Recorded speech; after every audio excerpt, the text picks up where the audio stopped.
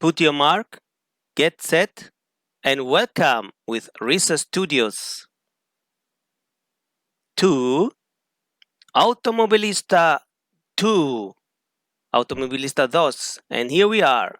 The version 1.104 has been released, I think, some days ago in the meanwhile. And I don't want to go through the changelog right now because it would take too long to show it off. But instead, I want to do some sort of time trial regarding to the new recently released Spa-Francorchamps circuit. This is the actual layout, of course. Because not only this is a new entry here in the tracklist of Automobilista 2, but it has been updated as well already from the version that had been released. This is the reason why we are going to this track here today. Another reason is because I've driven twice or 3 times on it offline, and I have to say it is a hell of a fun to go moving a car onto this track. And what we are doing today is we will go over to Belgium, the Ardennes, doing a hot lap comparison with the Formula Ultimate. Let's just go over to the showroom and have a nice detailed look on what the model is like. You can see what a nice car we have here to drive in a few moments. And look at these reflections here on the nose and all the details and all the surface accuracy that we have got here. Of course, we have the rear end view with the big light and the diffusers, and the side view and the above view on the seating position with the halo. And what we are going to do today, guys, it's indeed referring to the seat position while driving the car. We will gonna go on track and we will do a hot lap with 2 different driving positions. The first one we will go with the T-cam position, and the second time we will go with the cockpit helmet cam position using the track IR. And we will compare those laps in terms of driving feeling and in terms of immersion. And finally we will do a little conclusion on which driving position is more suitable for us and maybe as well for you. Let's get over to the track now. So here we are then ready to go, and we will start first with the T-cam view. Now I've been told that it is convenient to set the brake bias a little bit towards the rear, especially when you are driving high-powered vehicles and especially open-wheelers, so that you may have a better control on your car when entering tight corners in braking zones. So let's just move it a little bit to the rear then. Let's lower down a little bit the front and rear wing, because as you know we have a lot of big straightaways with high-speed sections here in Spa. And for the rest we should be ready to go. We will drive both the times with the same setup.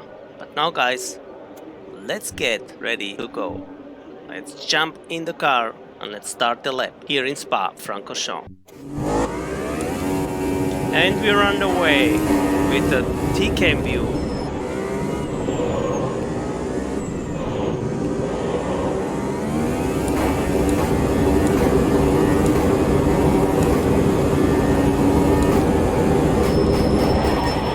First corner down to the second gear.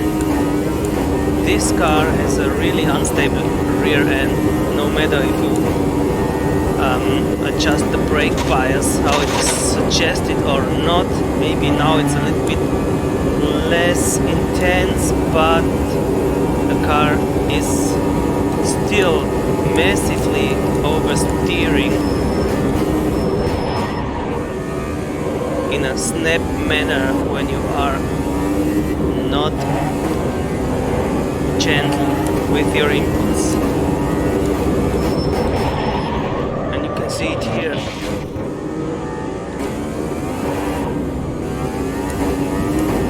Of course, we have still a lot to practice. I'm not driving in this car every day. The general feeling is nice. The car is responsive. It's intuitive. You know what the car is doing. You feel the car. It has a nice force feedback. So you're going through Franchorchamps with 300 km/h and braking down for this bus stop chicane, or how it is called. You're looking at your front side in the modern version. And as you have seen, we lost the rear end and we spun the car.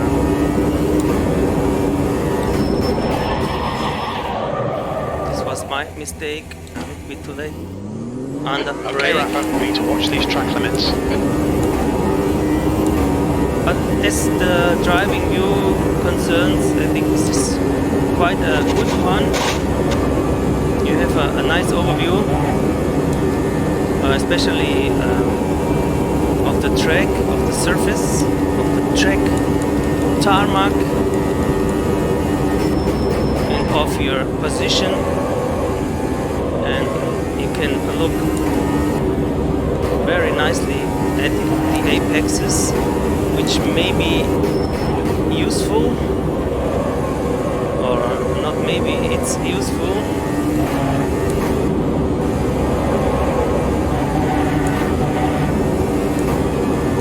You have also an overview of the front part of your car, which is nice. You can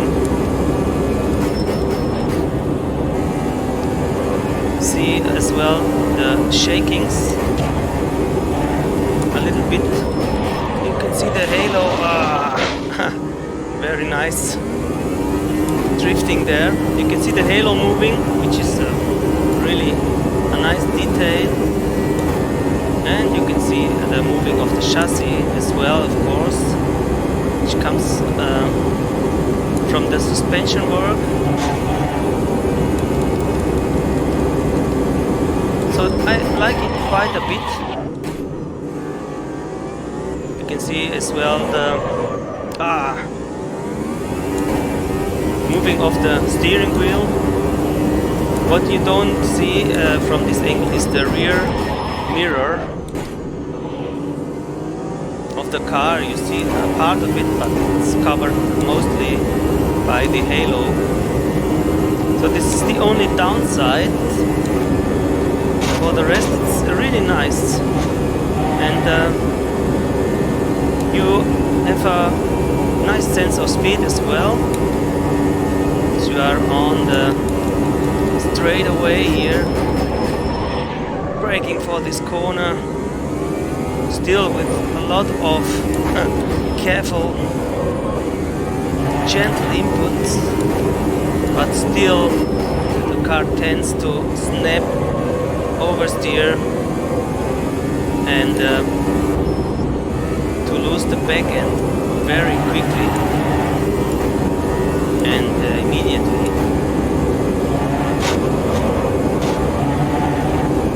The next thing that you have here with this driving angle is that when racing you have a nice overview over your opponents. Again.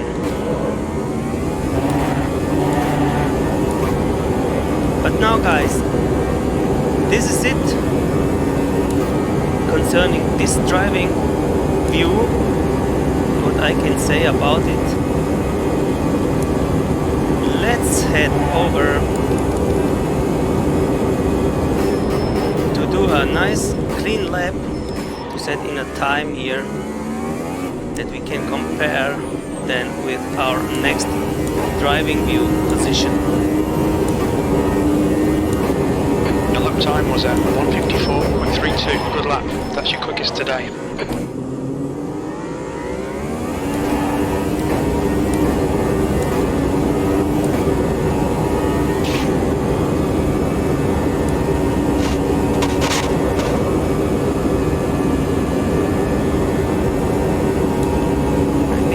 Called the Camel Straight or something.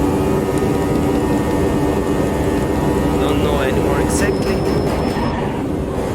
Let's break down to the Sector third time is for good. this right-left chicane here. Up to the fourth for the next corner.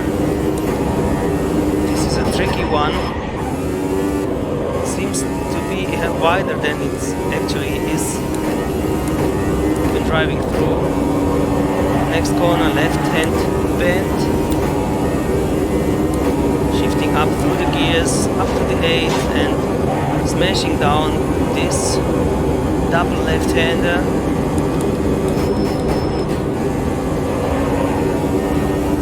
Another chicane, right-left, very wide one.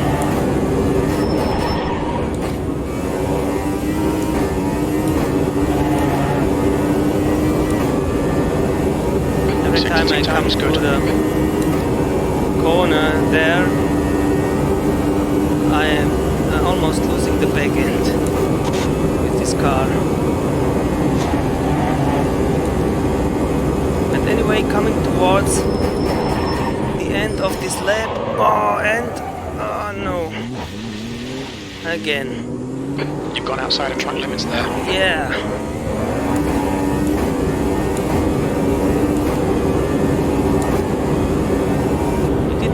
Our time. But okay, let's get away with this. What have we said? What is it? A 1:52.9 with this driving view. Okay, restart the session, yes. And now let's skip over to the cockpit view in combination with the truck IR. And let's have a look how this is gonna work for us personally in terms of driving, feeling and experience.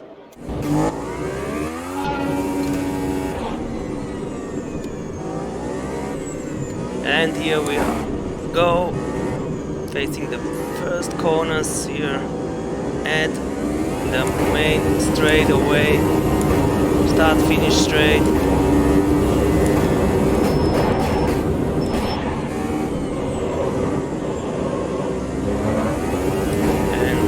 Down the hill, shifting up through the gears, and you can see already that despite some little disturbance maybe from the post of the halo,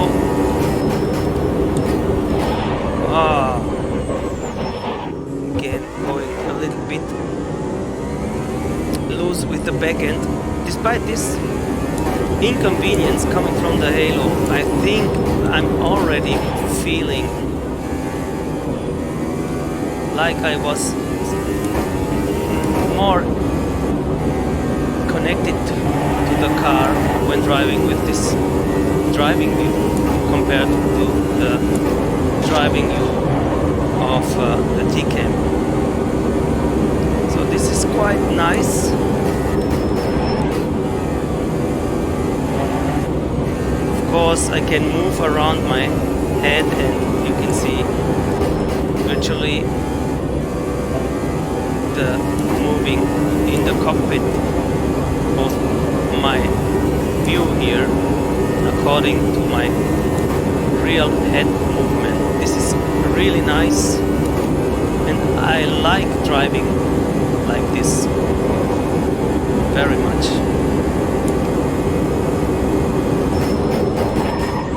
It gives me just a sense of being more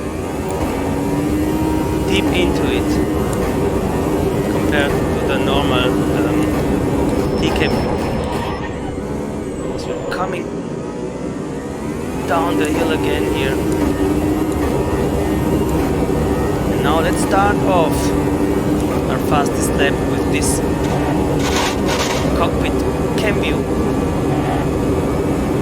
and see if we can be faster than we TCAM view.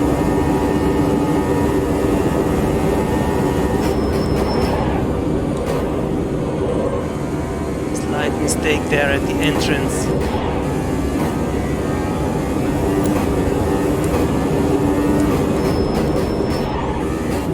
But we have a nice gap on our lap time that we have scored with the TCAM view.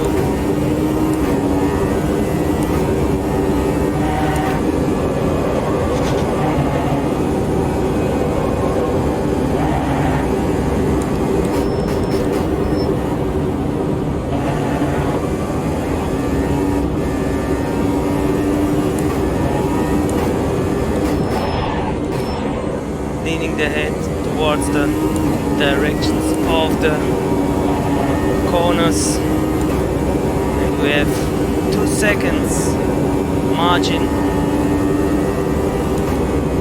over our fastest lap time so far, although this lap is all but perfect.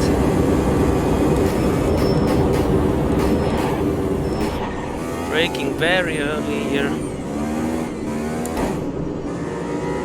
Coming up the last corner and getting over the line.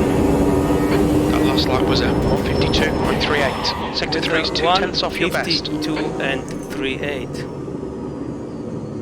So this is it, guys, for the comparison of the driving angles and of the feeling that we get from them. Let's just head over to a little track cam view for the final thoughts.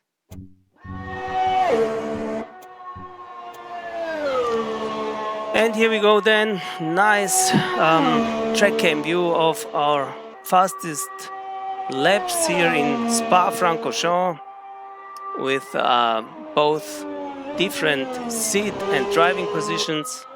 I think both have pros, and but the bigger pros has the cockpit cam position for myself, at least with the track IR. I think you feel the car more deep, and you have just a more connected driving experience to the car and to the environment compared to the TCAM view, which is also useful to drive. Don't get me wrong, but if I am to choose which one to go with, I would of course select the cockpit view, for me personally at least, but you can go with both. I think the cockpit view needs a little bit more of practicing to get used to it, but once you have done the work to get used to it, then it's really rewarding. And for me personally, I don't want anymore to go back to the TCAM view in general. Maybe for some special cars or something, but generally spoken, I will in the future stick with the cockpit view in combination with the track IR. So this was it, guys. I hope you have enjoyed it. If you end up liking the video, please smash the like button and consider subscribing if you want to see more stuff like this from me. I'm doing this video here, these videos in English, and as you may know, this is not my native language, of course, but I like the English language, especially when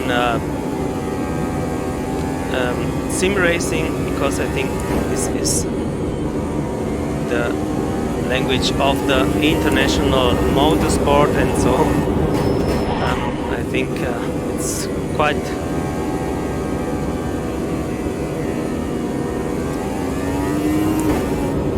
it has a sense that I am talking in English, although I'm not